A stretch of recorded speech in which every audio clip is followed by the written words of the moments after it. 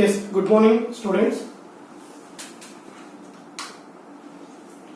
Last class ನಾವು meiosis ಹೇಳ್ತಾ ಇದ್ವಿ. Okay, even few classes engage ಮಾಡ್ಲಿಕ್ಕೆ ಆಗಲ್ಲ due to some health problems ಇದ್ದಿದ್ದಕ್ಕೆ. ಈಗ ಮತ್ತೆ ಕಂಟಿನ್ಯೂ ಮಾಡೋಣ. ಎಸ್, ಈಗ ಲಾಸ್ಟ್ ನಾವು ಯಾವಾಗ ಸ್ಟಾರ್ಟ್ ಮಾಡಿದ್ವಿ? ಮಿಯಾಸಿಸ್. ಮಿಯಾಸಿಸ್ ಅಂದ್ರೆ okay, meiosis is a type of cell division occurring reproductive cell where one parental cell divides twice and produce two haploid daughter cells. Sorry, 4 haploid daughter cells ಅಂತ ನಾವು ಕಲ್ತಿದ್ವಿ.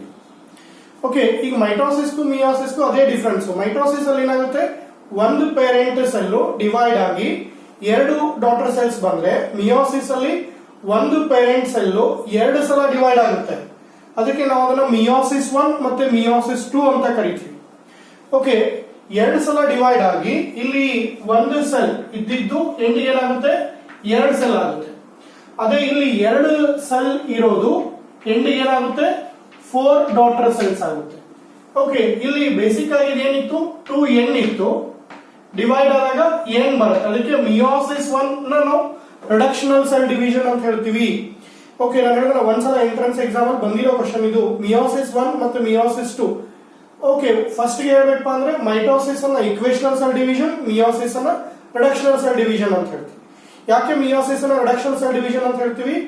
Okay, ನಿಮ್ಗೆ ಗೊತ್ತಿದ್ದಂಗೆ ಮಿಯಾಸಿಸ್ ಅಲ್ಲಿ daughter cells receive half number of chromosome. Okay, ನಾನು ಹೇಳಿದ್ರೆ ಇಲ್ಲಿ 46 chromosome human beings ಇದ್ರೆ 23 ಬರುತ್ತೆ. Okay, ಅದಕ್ಕೆ ನಾವು ಮಿಯಾಸಿಸ್ ಅನ್ನ ರಿಡಕ್ಷನಲ್ ಸೆಲ್ ಡಿವಿಷನ್ ಅಂತ ಹೇಳ್ತೀವಿ. ಕ್ವಶನ್ ಏನು, ಮಿಯಾಸಿಸ್ 1 ಮಿಯಾಸಿಸ್ 2 ಎಲ್ಲಿ ಎಕ್ಸಾಕ್ಟ್ ಆಗಿ ಕ್ರೋಮೋಸೋಮ್ 2n ಇರೋದು ಏನ್ ಆಗುತ್ತೆ?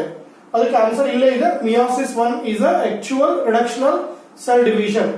Okay, meiosis 2 is mitosis. ಯಾಕೆ ಅಂದ್ರೆ ಇದರದೇ ಸೆಲ್ ಕಂಟಿನ್ಯೂ ಆಗುತ್ತೆ. 23 ಇರೋದು ಎಲ್ಲಾ ಸೆಲ್ಗೂ 23 ಬರುತ್ತೆ.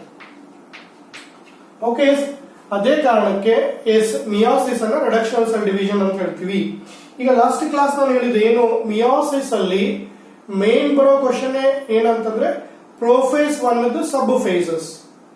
ಹೌದಾ? ಈಗ ನಿಮ್ಗೆ ಆಲ್ರೆಡಿ ಗೊತ್ತಿದ್ದಂಗೆ meiosis is a type of cell division occurs in reproductive cell where one parental cell divides into twice, 2 ಸಲ ಡಿವೈಡ್ ಆಗುತ್ತೆ. ರಿಸಲ್ಟ್ 4 ಹೆಪ್ಲಾಯ್ಡ್ ಡಾಟರ್ ಸೆಲ್ಸ್ ಅಲ್ಲಿ ಫಾರ್ಮ್ ಆಗುತ್ತೆ. ಓಕೆ, ಈಗ ನಿಮ್ಗೆ ಆಲ್ರೆಡಿ ಗೊತ್ತಿದ್ದಂಗೆ ಫಸ್ಟ್ ಯಾವ್ದು ಹೇಳ್ತೀವಿ ನಾವೀಗ, ಮಿಯಾಸಿಸ್ 1. ಓಕೆ, ನಿಮ್ಗೆ ಆಲ್ರೆಡಿ ಹೇಳಿದ್ದೀನಿ ಯಾವುದು 1 ಕೆಳಗೆ ಬರುತ್ತೆ ಅವೆಲ್ಲ ಮಿಯಾಸಿಸ್ 1. ಅಂದ್ರೆ ನಿಮ್ಗೆ ಕನ್ಫ್ಯೂಷನ್ ಇಲ್ಲಿ, ಪ್ರೋಫೇಸ್ 1 ಅಂದ್ರೆ ಮಿಯಾಸಿಸ್ 1, ಪ್ರೋಫೇಸ್ 2 ಮಿಯಾಸಿಸ್ 2, ಎನಾಫೇಸ್ 1 ಮಿಯಾಸಿಸ್ 1, ಎನಾಫೇಸ್ 2 ಮಿಯಾಸಿಸ್ 2. ಹಿಂಗೆ ನೀವು ನೆನ್ಪಿಟ್ಕೋಬೇಕು ಇಲ್ಲಿ. ಓಕೆ, ಈಗ ಮಿಯಾಸಿಸ್ 1 ನೋಡೋದಾದ್ರೆ meiosis is called reductional cell division. ನಾನು ಆಗಲೇ ಹೇಳಿದ್ದೀನಿ ನಿಮಗೆ. Yes, meiosis 1 is a reductional cell division. Meiosis 1 is a reductional cell division. Meiosis 2 is almost mitosis idhage, ಏನು changes ಆಗಲ್ಲ. Okay, meiosis 1 is a reductional cell division and it has divided into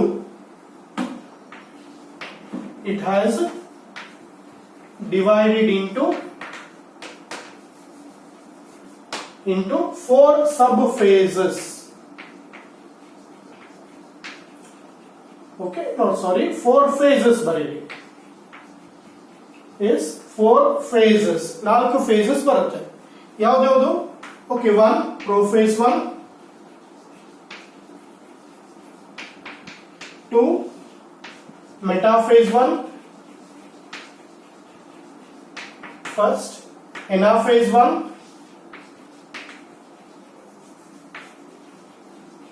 ಇನ್ನು 4 telophase 1.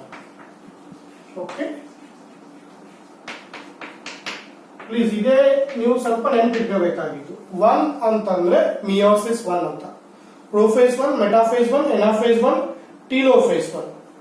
Okay, ಈಗ ಇದರಲ್ಲಿ ನಾವು first ನೋಡ್ಬೇಕಾದ್ರೆ ಬಹಳ important ಇರೋದು ಇದೆ ಪ್ರೋಫೇಸ್ 1. ಓಕೆ, ಈಗ ಪ್ರೋಫೇಸ್ 1 ಹೇಳ್ಬೇಕಾದ್ರೆ ಏನ್ ಹೇಳ್ತೀರಾ? First prophase or prophase 1 has the longest duration.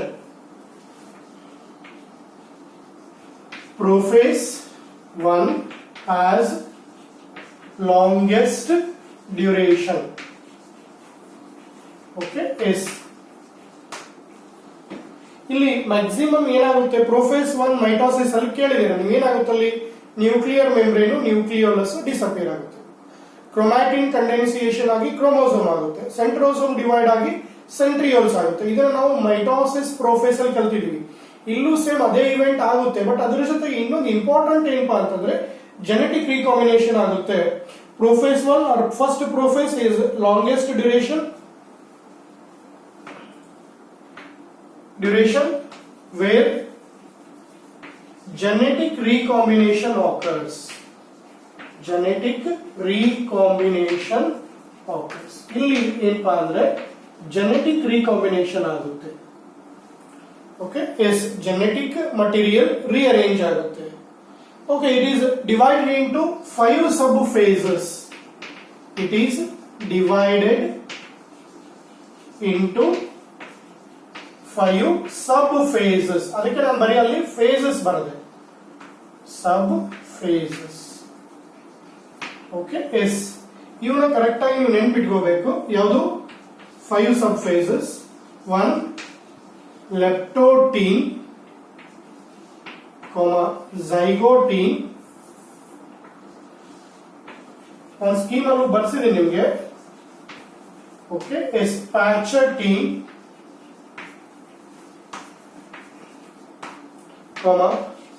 diplotene, 4th,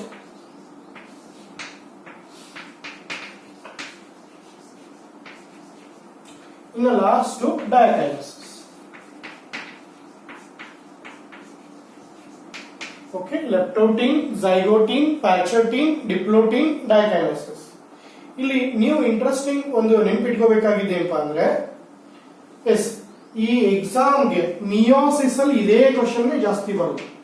ಇದನ್ನ ಬಿಟ್ರೆ ಬೇರೆ ಕ್ವಶನ್ ಕೇಳಲ್ಲ ಅವರು. ಹಾಗೆ ಡೈರೆಕ್ಟ್ ಆಗಿ ಕೇಳಬೇಕಾದ್ರೆ ಮೈಟೋಸಿಸ್ ಅಲ್ಲಿ ಕೇಳಿರ್ತಾನೆ, ಪ್ರೋಫೇಸ್, ಮೆಟಾಫೇಸ್, ಅನಾಫೇಸ್, ಟೆಲೋಫೇಸ್. ಇನ್ನು ಮಿಯೋಸಿಸ್ ಅಲ್ಲಿ ಏನಾದರೂ ಕೇಳಬೇಕಾದ್ರೆ ಇದೇ ಕ್ವಶನ್.